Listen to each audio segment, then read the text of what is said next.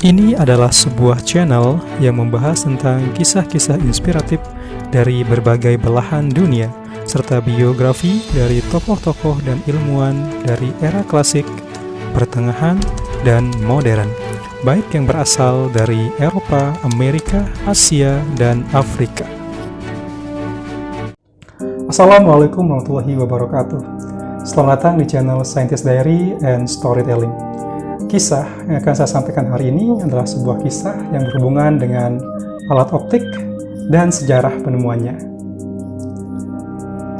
Saat ini, kita mengenal berbagai macam alat optik modern yang begitu canggih dengan kemampuan yang luar biasa, seperti kamera, mikroskop, teleskop, periskop, dan masih banyak lagi. Namun, apakah teman-teman tahu siapakah ilmuwan luar biasa di balik penemuan yang hebat itu? Dan bagaimana kisah perjalanan hidupnya?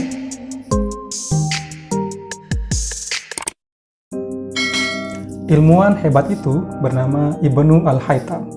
Siapakah dia? Yuk kita kenalan dulu. Terlahir dengan nama Abu Ali Al-Hasan Ibnu Al-Haytham, atau di dunia barat lebih dikenal dengan nama Al-Hazan. Beliau dilahirkan di kota Basrah pada tahun 965 Masehi dan meninggal dunia pada tahun 1040 Masehi.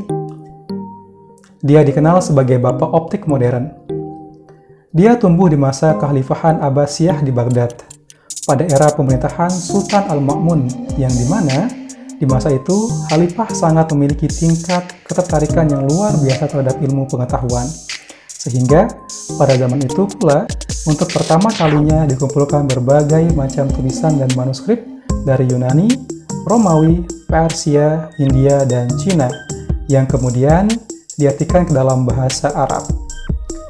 Tulisan-tulisan tersebut dikumpulkan di sebuah tempat yang bernama Baitul Hikmah. Di zaman itu, Baghdad menjadi sebuah kota tujuan dan tempat berkumpulnya para ilmuwan dari berbagai belahan dunia untuk belajar. Dari sini, kita bisa belajar bagaimana ilmu pengetahuan dapat menyatukan berbagai macam perbedaan latar belakang yang ada di tengah-tengah masyarakat, baik perbedaan dari segi budaya, ras, maupun agama.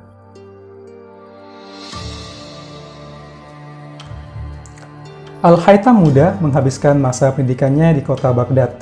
Sejak kecil, dia dikenal sebagai seorang anak yang sangat jenius. Ia adalah salah satu pengagum dari tokoh ilmuwan Yunani seperti Ptolemy, Euclides, dan Aristoteles. Dia tumbuh dengan membaca banyak tulisan dari tokoh-tokoh tersebut tentang dunia optik tentunya, sehingga pemikiran Al-Haytham muda banyak dipengaruhi oleh pemikiran dan teori-teori dari ilmuwan-ilmuwan Yunani tersebut. Namun, di sisi lain, Al-Haytham memiliki banyak perbedaan pendapat dengan para ilmuwan-ilmuwan itu, terutama tentang pantulan cahaya dan fenomena penglihatan pada manusia. Dan karena kecerdasannya, Al-Haytham muda pun diangkat menjadi seorang pegawai pemerintah yang memiliki jabatan yang penting di masa itu.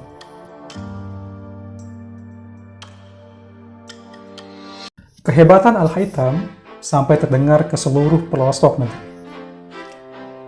Sampai tibalah utusan dari Mesir, pimpinan Khalifah Al-Hakim, untuk merekrutnya dalam mega proyek pembuatan tanggul atau bendungan untuk menampung luapan air sungai Nil saat banjir terjadi. Al-Haytham pun setuju untuk bergabung dan yakin bahwa dia bisa mengatasi masalah tersebut. Ia pun berangkat ke Mesir untuk menjadi salah satu insinyur dalam proyek itu. Namun, setelah melakukan banyak percobaan, Al-Haytham pun menyerah. Banyak sekali pendapat tentang penyebab menyerahnya Al-Haytham. Namun, yang paling masyhur adalah karena Al-Haytham sadar untuk membangun proyek yang luar biasa itu dibutuhkan alat-alat canggih seperti saat ini yang pastinya belum ada di zaman itu. Hal ini membuktikan betapa sangat majunya pemikiran Al-Haytham di zaman itu.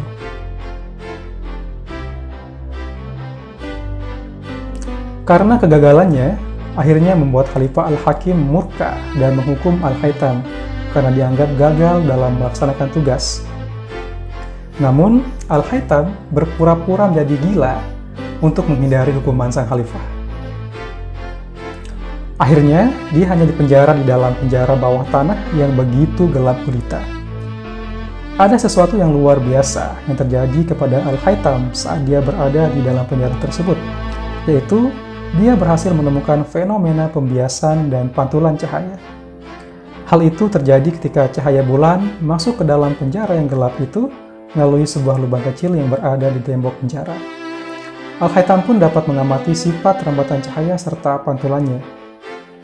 Sehingga, hipotesis Al-Haytham ternyata benar bahwa manusia dapat melihat karena benda memantulkan cahaya ke arah mata, bukan karena pancaran cahaya yang keluar dari mata seperti teori Ptolemy dan Euclides yang berkembang saat itu. Teori ini pun sekaligus mematahkan teori Ptolemy dan Euclides tentang cahaya pada masa itu, serta menjadi prinsip pertama pembuatan kamera obscura.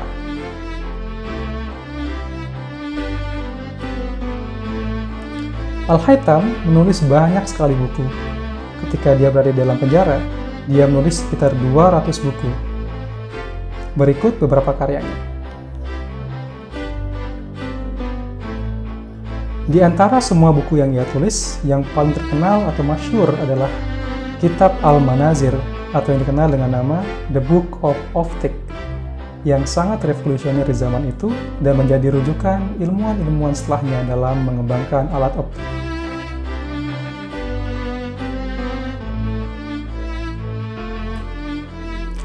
Dari buku Al-Manazir tersebut, kemudian banyak para ilmuwan-ilmuwan Eropa yang menjadikannya inspirasi dan rujukan serta menggunakan prinsip-prinsip tentang cahaya dalam pembuatan alat-alat optik seperti saat ini.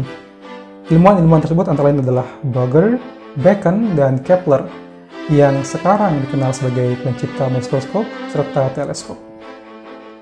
Al-Haytham juga dijuluki sebagai ilmuwan modern pertama, berkat prinsip-prinsip yang dia berikan tentang metodologi dalam penelitian, yang dia tulis dalam bukunya yang saat ini kita kenal dengan prosedur-prosedur ilmiah dalam penelitian, seperti observasi, perumusan masalah, hipotesis, dan pembuktian.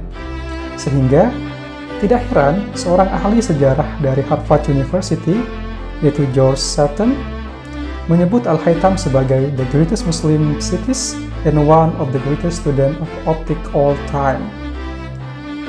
Itulah sedikit kisah tentang Al-Haytham, seorang ilmuwan Muslim yang menemukan berbagai macam prinsip-prinsip dalam pengetahuan serta pengaplikasiannya sampai hari ini. Semoga kisah tersebut dapat menjadi inspirasi bagi kita semua untuk menjadi pribadi yang lebih baik tentunya.